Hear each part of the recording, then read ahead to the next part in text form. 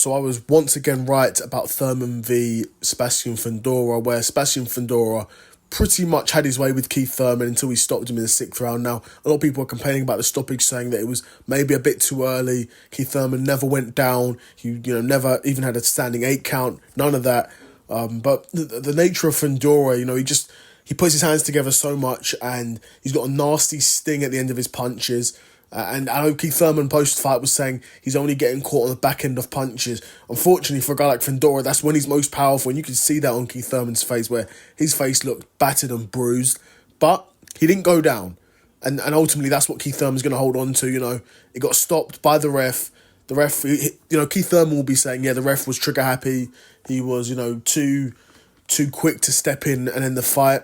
Maybe he was, but Fundora was winning the rounds. That being said, Keith Thurman was starting to get more comfortable in there. He was starting to land some shots, but to the point where the fight ended, Keith Thurman didn't land anything meaningful, in my opinion. And even the shots he did land, Fundora was eating them.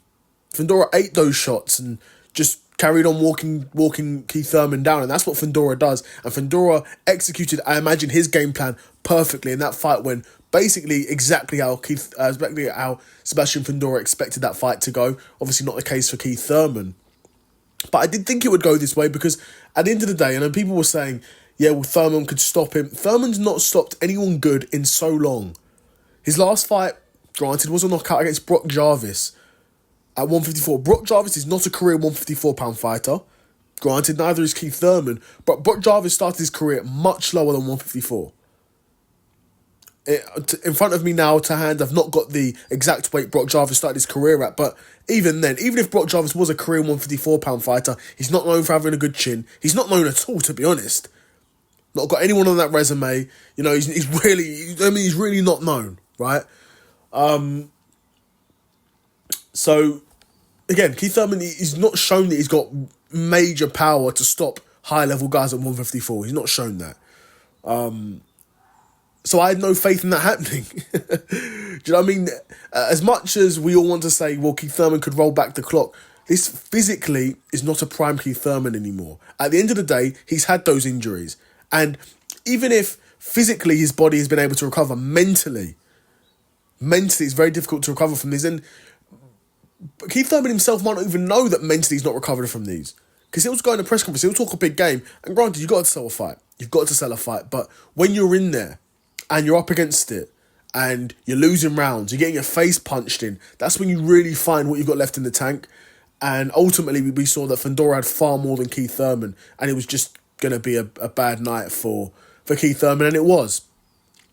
Now, to those that do think that, Keith Thurman was getting back into the fight, he, was landing some big shots, he could have maybe done something. I do hear it, but honestly, Fundora doesn't slow down. And that's the thing. It's not like Keith Thurman could have weathered the storm and then maybe come 8th, 9th, 10th. The storm doesn't stop with Fundora.